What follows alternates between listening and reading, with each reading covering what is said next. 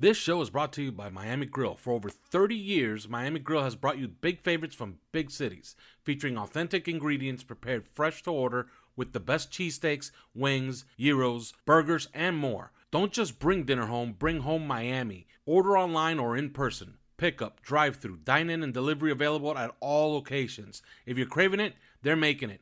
Bringing Miami Grill home has never been easier. With locations all over South Florida, check mymiamigrill.com to find yours. That's mymiamigrill.com to find Miami Grill. This show is brought to you by Prize Picks. Prize Picks is a revolutionary new daily fantasy game whereby you pick 2, 3, or 4 players to go over or under their fantasy point projections, and if you're correct, you win.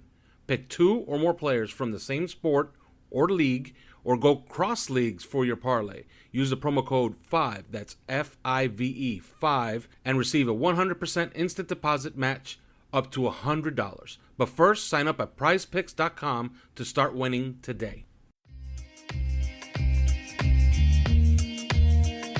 Welcome to 3 Yards Per Carry, a podcast covering the Miami Dolphins and the NFL. Now, here's your hosts, Chris, Alf, and Simon.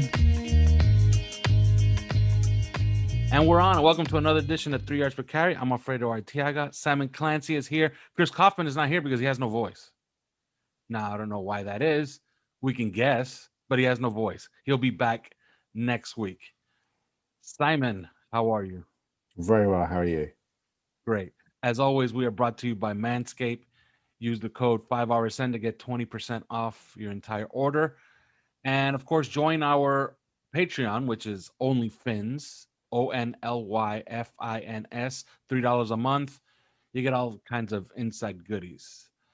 All right, this is part 1 of our training camp preview.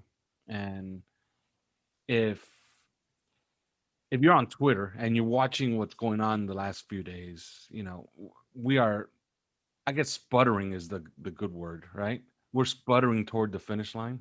Like, people have run out of things to talk about, Simon, because this morning has all been about revisionist history about the last draft and a cryptic Instagram post by Xavier Howard. Are you as ready as I am for actual football to start in about 13 days' time? Yeah, I mean, I paid absolutely no attention to any of the stuff that's for you. been happening because it's boring and people have just got to have something to talk about. So, frankly, you know, as somebody said, Simon says, I don't care as well as anybody. So, you know, with that in mind, I genuinely don't give a shit. That's what I should do. But we get a lot of questions, and I guess people know that they can wind me up with all this stuff. You're like an alarm clock. Exactly. They wind me up, and I just go. I just play, you know. But all right, let's do, I guess, the offensive side of the ball, and I guess we'll talk defense next week, because I think defense is where the camp battles all reside, because I think there's going to be some surprises. But let's start on offense. There's nothing to talk about with the quarterbacks except that Tua should be getting about 3/4 of the reps in camp. And we've already said a bunch of times we don't think they'll keep 3. But moving on to the running backs, man, Myles Gaskin has the best PR agent, while all the guys, including our quarterback, doesn't have the greatest PR nationwide. Myles Gaskin is now showing up on rankings for fantasy football players as a guy that you should pick up. And Dolphin fans seem to forget, you know, the whole run up to the draft where everybody wanted a running back in the first round, and if not in the first round, they wanted one at the top of the second round. So are they gonna get something else, or are we just good with this with Myles Gaskin? I think the point is that when you say everybody wanted a running back, the only people that actually mattered were the Miami Dolphins, and they made it patently clear they didn't want a running back, and they've made that patently clear for 2 years running. So I think that tells you everything you need to know about how the people on the inside who work with this guy every single day feel about him. If people on social media and fans and, you know, radio hosts and sports talk people think differently, then so be it. But the fact of the matter is that for back-to-back drafts, the Dolphins have decided not to invest a pick, despite having 5 last year, 3 this, so 8 targeted running backs that they could have taken, and they didn't, and that's just a fact. So, and I don't think there's anything wrong with Myles Gaskin at all. I think he's a good player. In terms of your fantasy, I don't play fantasy, but he catches the ball, he runs, he's a good running back. He can run inside and outside. Yeah, he had ran for more than 4 yards per carry last year, and 500 plus yards. He had 41 catches. I don't know what else people want. The game is not predicated these days around a 230-pound banger. That's just not the way. Derrick Henry is now an anomaly. If Derrick Henry was playing the game 30 years ago, when we had your Eric Dickersons and your Barry Sanderses and guys like that, I remember the Dolphins drafted Sammy Smith and people like that. And actually, if you go back to that era, Mark Higgs, who was a running back, Mark Higgs is essentially Myles Gaskin, but the Sammy Smiths have really just become a little bit more redundant, or if they're not redundant, they've certainly progressed to the point, whether they can do everything. But I just think that this is what the Dolphins want. They want a kind of they're happy with a running back by committee. And let's go back to New England. And I know that, comparisons aren't always on the money, but New England have summarily failed for a reason that they clearly didn't want to do, to land on a running back to help Tom Brady. It has always been a running back by committee, and each and every year, and almost to the point each and every game. I mean, there was a time 4 or 5 years ago where each and every game they had a different starting running back. So that to me is just what they're doing. I think they're completely comfortable with what they've got, and we'll see how it goes. But I think Myles Gaskin is underutilized by the fans in terms of their expectations for him. He's a good player. He makes yards. He runs through the tackles. He runs hard. He catches the ball. He's a decent player. And I think, if he'd have been picked in the 2nd round instead of the 7th round, people would be much, much higher on him than they were. But they're not. But it goes back to the point I just made. Ultimately, the Dolphins had 8 opportunities to take players that everybody talked about, whether that's Jonathan Taylor, J.K. Dobbins, Najee Harris, Javonte Williams, and they didn't. And they could easily have done it. They could have moved picks around. They got picks next year. They got picks the year after, extra picks. They didn't. And that tells you all you need to know about that running back room. Yeah, I think it's a very strong possibility that our evaluation may be wrong because they see something that we don't. And, well, when you say we, what do you mean by we? Because I think he's a good player. I mean, I think all three of us on this podcast were pretty hot after Najee Harris. Of course, but clearly that wasn't an option for the Dolphins. Mm-hmm. So, whilst, I mean, I'm really high on, Christian McCaffrey or Josh Jack, but it is what it is. Do you know what I mean? Would you take Najee Harris? Yes, but the Dolphins had the opportunity to take Najee Harris and they didn't. So that tells you, I mean, that's it. There is nothing else to say. And have plenty of other opportunities to attempt to replace them, and they didn't. They actually got a complimentary back in Malcolm Brown for this offseason. So it seems that they were showing their cards very, very early on. We were, all of us just didn't pay attention. Yeah, Brown's a banger though. I mean, he's a bigger guy. I mean, he's always been a bigger guy. Yeah, he's the complement to Gaskin's what looks like a two down guy for this season. I mean, he's big as well. I mean, he's 5'11", 226. He's a big guy. I liked him at the Rams. I thought he was a really good player. And I think, this is the kind of guy they wanted with Jordan Howard and couldn't get. He will play, he'll be short yardage, but I think he'll play a number of series where he'll look like the starter. Then you'll have, you might see a bit of Salvon Ahmed. Then Gaskin will come back. I think the whole idea is to keep defenses on their toes. Are they going to get the flighty, quick guys who can, bust it up the gut and pick up 5, 6, 7 yards, because they're like lightning? Are you going to get the guy that's going to wear you down in the 4th quarter? Yes, you are. For oh god, here's Ahmed out of the backfield for a 26-yard catch or whatever. Bang! Here comes back in comes Brown. He's going to smash you in the mouth for 3 downs. It's it's that kind of thing. I just think that's the way the Dolphins want to do it. Yeah. As far as the rest of the group, do you foresee anything interesting as far as a battle here of who sticks and who doesn't? Because I think the only thing that we can see is at the end of that room, does Jared Dokes get cut and brought back on the practice squad? That's the only thing. I think Dokes is the interesting character. It depends how many backs they keep. It depends, clearly depends what Dokes, unless Dokes absolutely tears it up in training camp and this kid could be, 1 or 1A in terms of the running backs. he's going to have to prove himself on special teams, and don't forget you're going up against a Patrick Laird who's played 3 seasons as a solid special teams player, plus a decent option out of the backfield and a fairly decent option, and you give him 1 or 2 carries. That's the question for me, but again, the Dolphins were happy to just essentially give draft picks away in the back end of the draft. They weren't, they were trading down, they were trading out, they could have traded out again, but they actually took Dokes, so they must have liked him. Do you know what I mean? There was a reason they took Dokes. So to me, he's one of the most intriguing players going into training camp. Actually, the wide receiver battle will be extremely important. But what can Jared Dokes do? What is he going to be? I'm going to be very intrigued because he's in a battle with Laird. He's in a battle with Jordan Scarlett. But realistically, he could be the backup to Malcolm Brown. You could have Ahmed and Gaskin, and Brown and Dokes. But it just depends on how much special teams he can play and how quickly he can grasp it. Yeah, the one that I really find interesting in that whole group is Savon Ahmed, because he actually has really good games to point to from last year. And I guess he's playing this preseason. And remember, we have 3 preseason games, so there's carries to be had. I guess he's playing to actually maybe even possibly get traded if it's such a logjam. Because if you look at that, you're talking about 5 guys going for what should be 4 spots, because they're going to want to keep tight ends and wide receivers. I don't know who's trading for Ahmed though. Do you know what I mean? It's what are you giving up for him? A conditional 7th rounder, maybe? Yeah, something like that. Because he did have 2 100-yard games last year.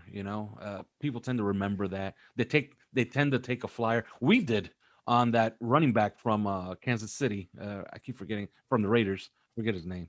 Oh yeah, I know. I know who you mean. Yeah, we sent a 6th round pick for him. Why? Because he ran for a couple of 100-yard games the previous year. So whoever's had some good tape recently is going to get an extra look. So I don't know. Maybe Ahmed can challenge Gaskin for some carries. They're going to want to keep him fresh. And evidence was last year that these guys didn't actually stay healthy all year. Although Gaskin did miss a game because of COVID, he also missed one because he got injured. So, a deep running back room, and I guess a guy for every single personnel grouping that they're going to want to use is I guess what they're going to do. We're back to being what New England does with their running back room. So I mean, Dokes had a high there isn't a number, but he had a high special teams count at Cincinnati in terms of he played on punt and not just returns. He played on coverage units. So and actually just looking here at a Chris Greer quote, part of the reason we like him is because he plays special teams. So I mean, he's gonna. There's a reason they went after him. Yeah, he's gonna get a long look. So we shall see.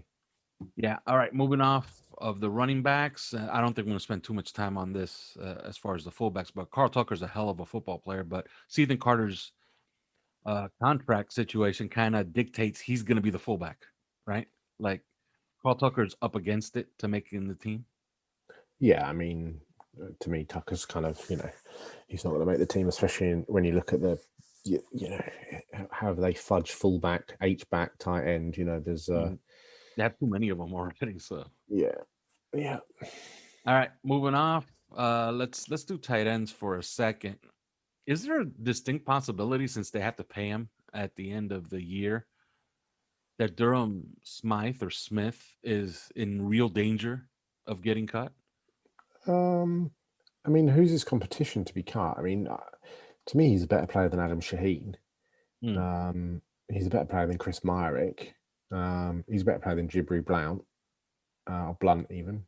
So it comes down to I don't think Ethan Carter's contract makes him untouchable. If they cut him, they take a 2.7 million cap hit. I mean, that's nothing. Let's be realistic.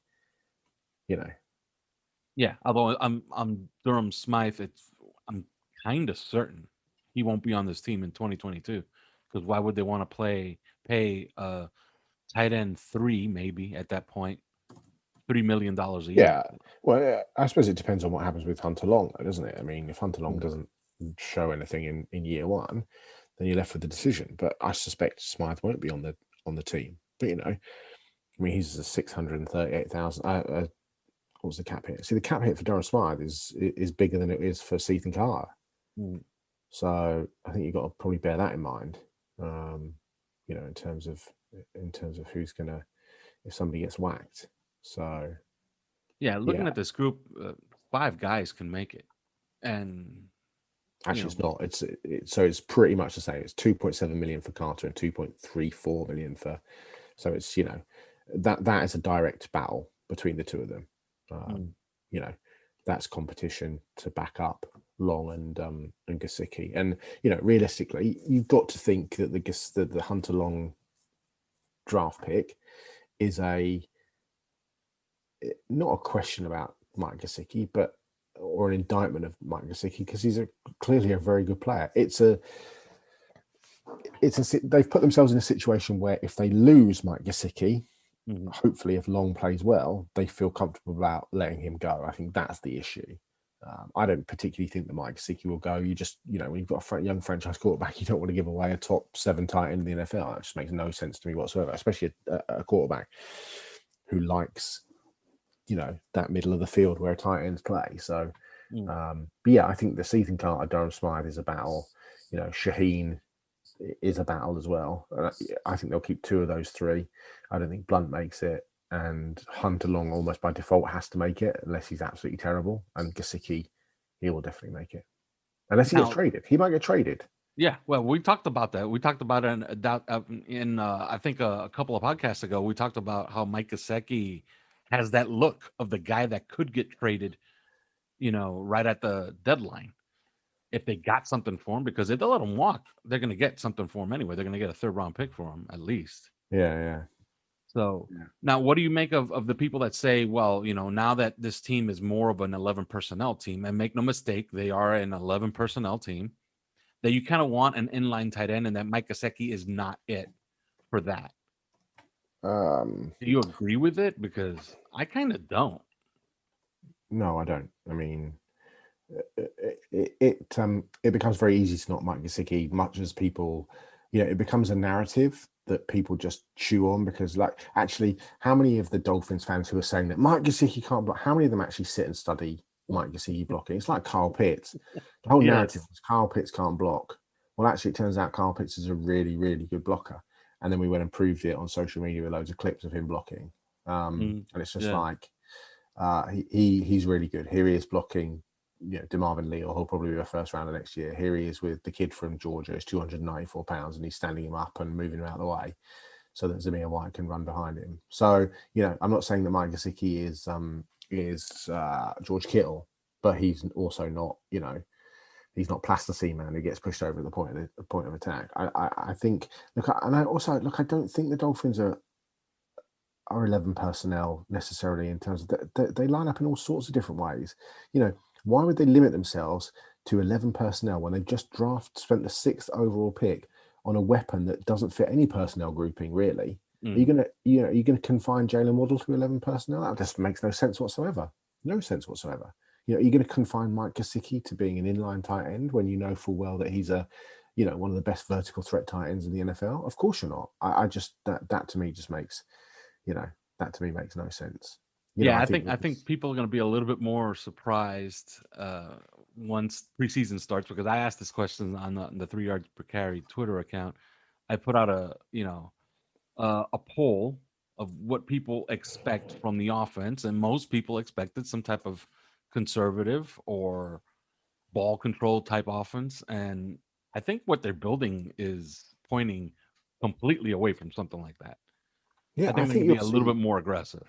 I think you'll see 22 personnel with Jalen Waddle as the 2nd running back. I think you're going to see all sorts of things. And when we say 22 personnel, what we mean is, it's 2 tight ends, 1 receiver, and 2 running backs.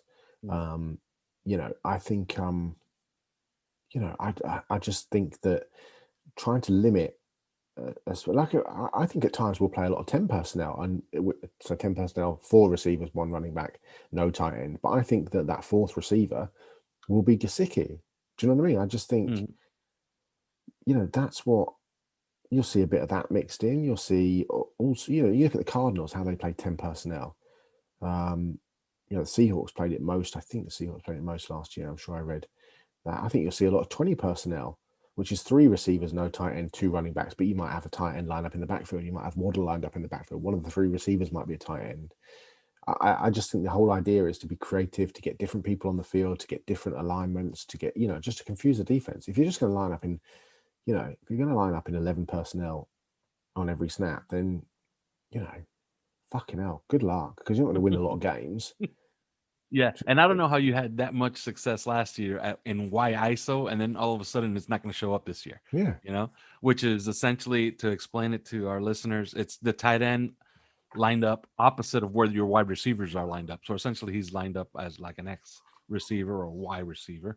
Yeah. Okay. And you have your other receivers on the other side of the field. So you're essentially isolating your Y tight end, which is Mike Gesicki. And usually what that does is that it forces teams to start to try to match up man to man, even with a safety. And if they do that, that means that they're taking help away from their other guys. And when you have people like Will Fuller and Jalen Waddle, stands to reason that lining up, with Mike Gesicki and Y ISO is probably something you're going to see a lot of this year, especially if he's going to take a safety with him. So yeah, I don't see them changing that too much.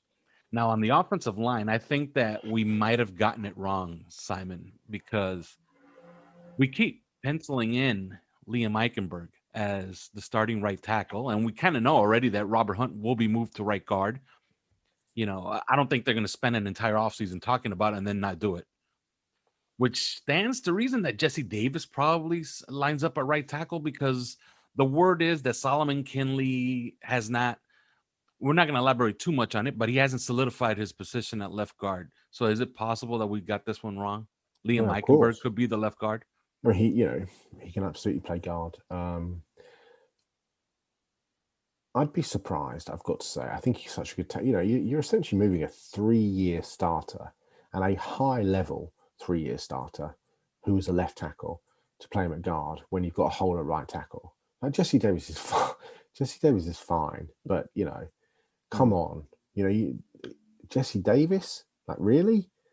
Solomon Kinley may have put on a bit of weight or not met his weight guidelines through the summer, but he was also probably our best player. He certainly had some massive moments. I think it's really odd that I just don't know why you wouldn't move Kinley back to his natural position, which is left guard. He was a left guard next to Andrew Thomas at Georgia for 2 seasons. And he was absolutely killing people. I just don't understand it. And you go back and look at the Jacksonville game and the Raiders game, and Kinley's out there mashing people. So I don't know. I think it's an open competition. I don't think you can just say going into training camp with Jesse. You might have an idea of how you think it's going to play out. What if Liam Eichenberg comes in and just is absolutely like a dancing bear and just shuts down? If they play him on the right side, at some point you're going to have to say, you know what, we've got to get the 5 best players on the field, and Eichenberg is one of the 5, and so is Kinley, and Jesse Davis isn't. So I'd be concerned about it. It doesn't feel like, if that's the situation, it doesn't feel like we've done anything to solidify the line. We just keep wasting picks. All of a sudden that line is Austin Jackson, a rookie, a guy that hasn't snapped because he got the yips, a converted right tackle, and essentially a backup guard, really. And yet you look at the investment, in terms of, Michael Dieter, 3rd rounder, Liam Eichenberg traded up in the 2nd round, Robert Hunt, 40th or 39th overall pick, Austin Jackson, 1st rounder, Solomon Kinley, 4th rounder. It's like, and Liam Eichenberg, that was a conviction draft, because when you take a guy like Liam Eichenberg and you essentially traded away a 3rd round pick just for the right to move up to take Liam Eichenberg, you're convinced he's going to be a starter. Yeah, if Jesse Davis is the answer at right tackle, I don't know what the question is. But I have a lot of worries about the offensive line. Yeah, then what did they do all offseason? Yeah. If they're going to end up with Jesse Davis at right tackle again, then what did they do all offseason? One thing they did do all this offseason is they signed DJ Fluker, and he looks in absolutely great shape. The only thing is that I look at DJ Fluker, and I have no doubts he could be a really, really good right guard, Pro Bowl level. Problem is we already have one in Robert Hunt. And at right tackle, he was just okay last year. So he's the swing tackle, right? Or do you think he threatens at all this starting lineup? I think if they're convicted on or convinced about Eichenberger left guard, I think Fluker is definitely in the mix at right tackle. He's got to be. He's got to be. He was good. He was good last year for Baltimore at right tackle, but it's one of those things like, do you really expect it to continue? Yeah. I mean, look, I would show a lot of faith in him if he was going to be our right guard, but right tackle is not something that I would hang my hat on with DJ Fluker. Yeah. Yeah, and it wouldn't surprise me. Look, it wouldn't surprise me if we traded for a lineman, or maybe just swapped a lineman for a receiver or something like that. Because something's got to give at that point. Because like I said, I'm not sold on Jesse Davis, and it's not a bad group. It's not a bad group. If you look at the group, it's it's pretty versatile, pretty deep. The only place where they are exhibiting a lot of faith, in my opinion, is at center, unless they know something about Michael Dieter that we don't. But let's be realistic, okay? Where does that faith come from? Austin Jackson was okay. You're hoping he makes a step up, but he was okay. It's all projection, really. It's all projection. Liam Eichenberg is a rookie, and that could go anyway. There's huge question marks at center. Huge question marks. Yeah, we all like Matt Skura, but the bottom line is that Matt Skura essentially retired from the game because he couldn't snap the ball, and his job is snapping the ball. Yeah. So that's a concern. He only signed a 1-year deal. And then you're looking at guys like Cameron Tom and Tyler Gauthier, and look, Michael Dieter has been. I mean, I watched Michael Dieter play center against the Buccaneers a couple of years ago, and it was just like, Christ, never put him there again. On the right side, look, Robert Hunt, he had his moments as a rookie, but he's starting at a new position. And then we've already talked about Jesse Davis. So what? And Robert Hunt, to be fair, was, in my opinion, bad the last 2 games of the season. So where's against the faith? faith? Raiders and against the Bills? So where's the faith come from? I guess it's all projection, really. It's all projection, and that they've added. Like now they have DJ Fluker. They had Ron Davenport last year. Julian Davenport. So the bottom line is that a year on from having probably the worst offensive line in the league, they are having one player who played in the same position this season, and it's 4 completely different guys.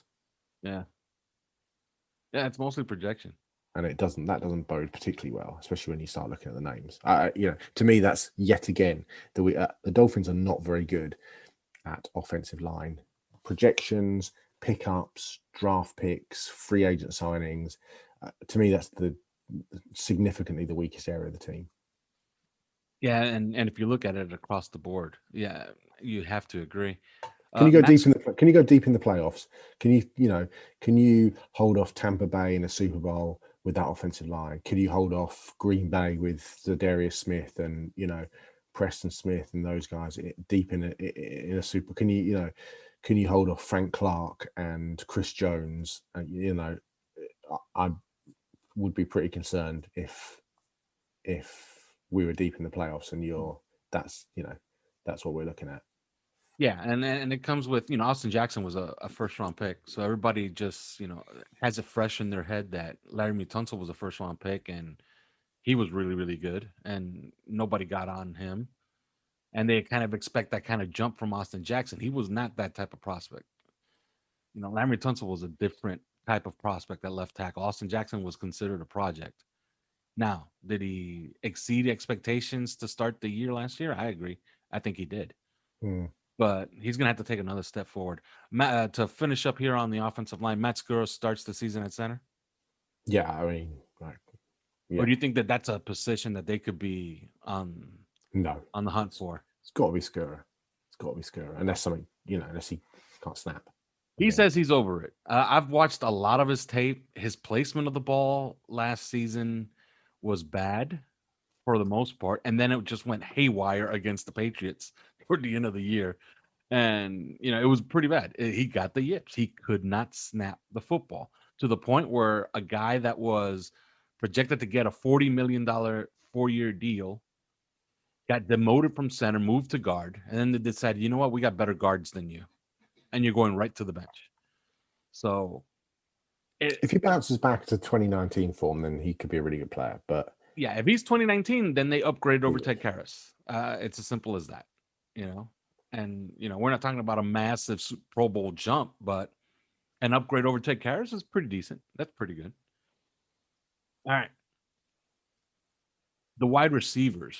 And it seems like Albert Wilson, you gave him a lot of credit on a podcast a week ago. And Chris and I kind of, poo-pooed his chances at making the team, but it seems like he really has a shot. And he's probably wide receiver 4. Would you agree with that? I think Albert Wilson makes the team, and I don't even think it's close. He is perfect for what the Dolphins are looking for. He is perfect for what Tua is looking for.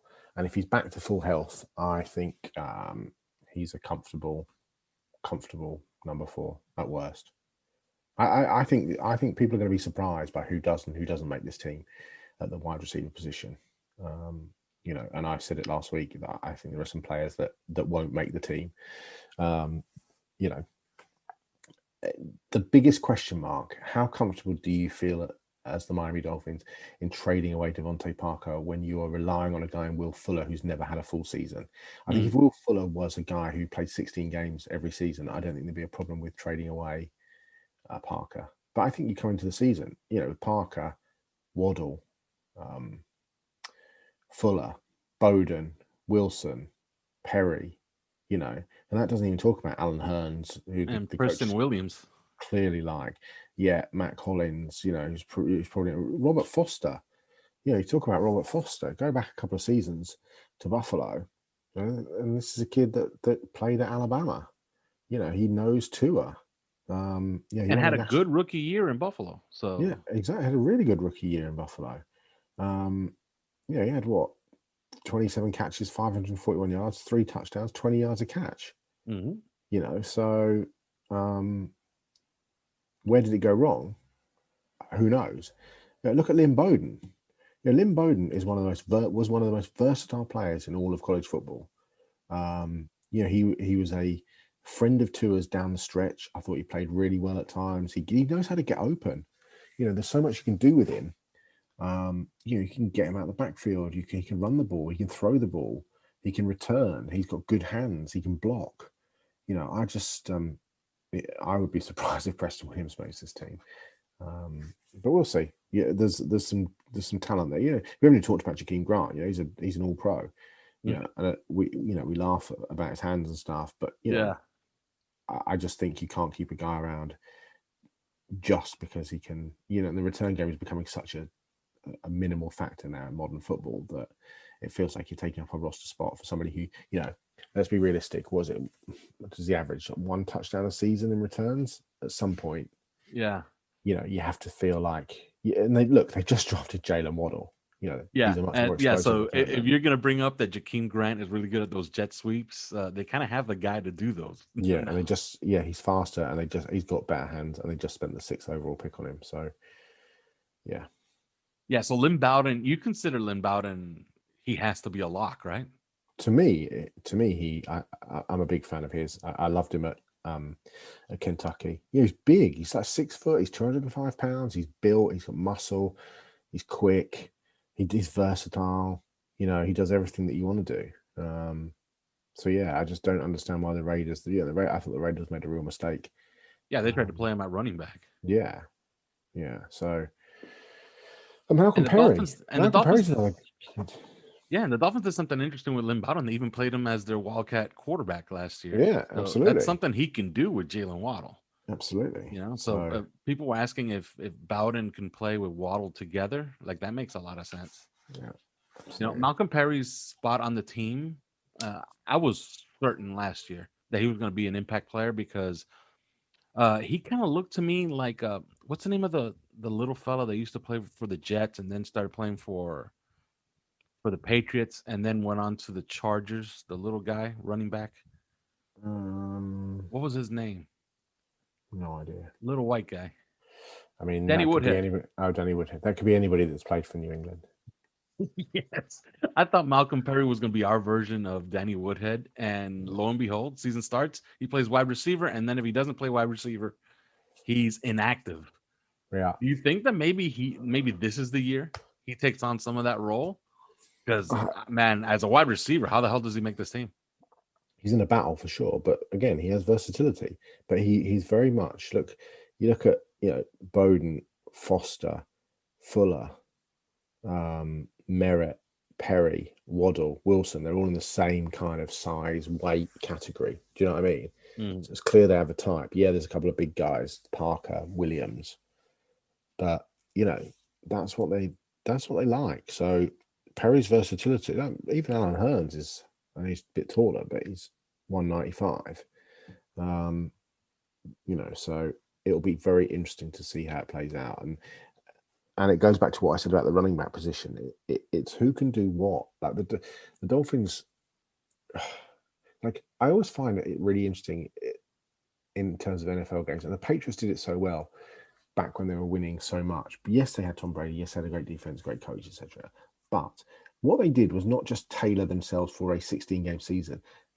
They literally treated each individual game as a Super Bowl matchup in a way, in that they specifically played or sat players that they didn't think would suit the team that they were playing against. Do you know what I mean? In terms of defensively and offensively, that's why you'd see it's like, wait, he had 10 catches for 160 yards last week, and now he's a healthy scratch. I don't understand it. Well, it's just because he's 5'7" and 180 pounds, and they're playing a 6'4" corner with ridiculously long arms who's really physical. Do you know what I mean? It's like kind of that sort of thing, that we talked about it, that guy that the Sunday Night Football running back who had like 207 yards or something, and then he was a healthy scratch the following week. You're like, whoa, he just ran for 200 plus yards. Jonas Gray, right? Jonas Gray. What's that all about? Then he's a healthy scratch. It's just like, well, his game doesn't suit the game that they're, and I often feel like teams overlook the individuality of each opponent. It's a matchup league, it's matchup football, and I kind of feel like we don't quite match up as well as we should do, or that teams don't overall match up as well as they should do. And I think the teams that do the best job of that are often the teams that get into the playoffs. And Miami have put themselves in a position where they have a number of matchup players, and that's exciting. Yeah. Now, as far as this wide receiver group, like I would be absolutely shocked if they traded Devontae Parker, because Devontae Parker gives them what you're looking for in the NFL in a salary cap league, which is a guy that outperforms or performs right up to his contract, So, like, you don't want to trade guys like that, especially when they're under contract for 2 more years at a pretty easy to digest number, But Preston Williams, is he who we have to watch? Because he's the one that's most in danger, because he's the one that doesn't have the best fit really on this team? Or is there somebody else? I mean, I think he's on the outside looking in. He's played 10 games in 2 seasons. He tore his ACL, and then he had the foot injury. So, I mean, I don't know.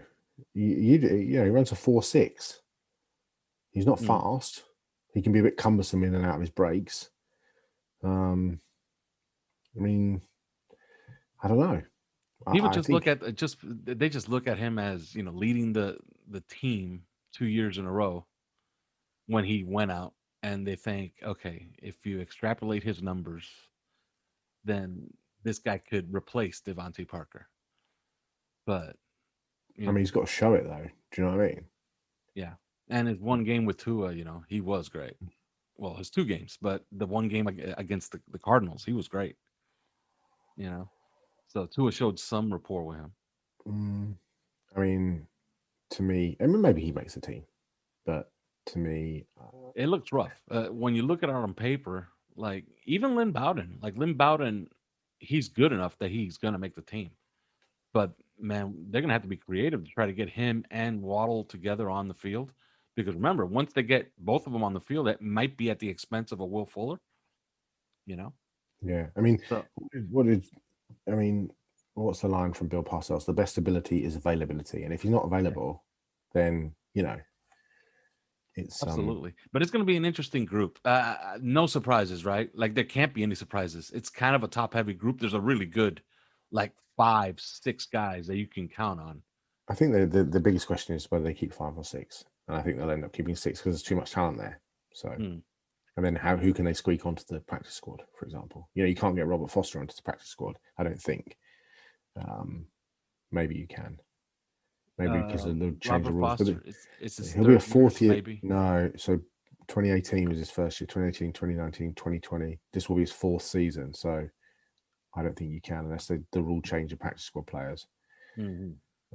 Malcolm Perry, you can get on the practice squad, but Malcolm Perry's the sort of person that Bill Belichick would pluck straight away off your practice squad, isn't he? Yeah. Kyle Loxley and Merritt can get on the practice squad. Grant can't. You can't put Lynn Bowden on the practice squad because he just gets stolen. So,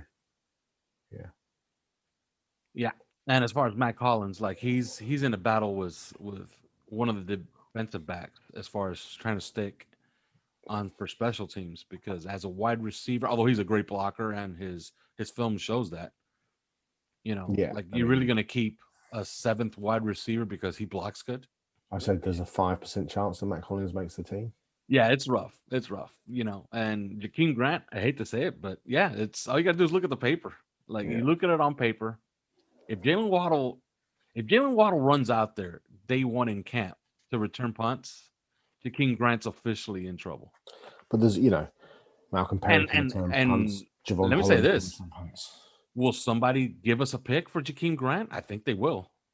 If there's a team that feels that they're close to a Super Bowl and they think a punt return touchdown or better field position on kickoffs could make a difference. If you get anything more than a seventh rounder for Grant, I'd be staggered. Although Green Bay last year had notoriously one of the worst return games in the history of the sport. But it's just become such a non-factor in the game. That's true too. Yeah, because most teams are using angular punts, and when they kick off, they just kick off through the end zone anyway. Exactly. So they could completely erase your guy, even if you could have the most dangerous guy back there, but if they know it, all they'll do is just kick right through the end zone, just like they did against Miami last year. That was a mistake. The Jakeem Grant return touchdown against the Rams, that was a mistake by the Rams. It was a bad punt. So, all right. That's it. Next week, I guess we'll get into the defense, and then, of course, we will have camp, finally. And I'll be there every single day and be reporting from it. So, that's it for this week. We will talk to you next week. Thanks for listening to 3 Yards Per Carry. You can subscribe via iTunes, on Podbean, or your usual podcast provider.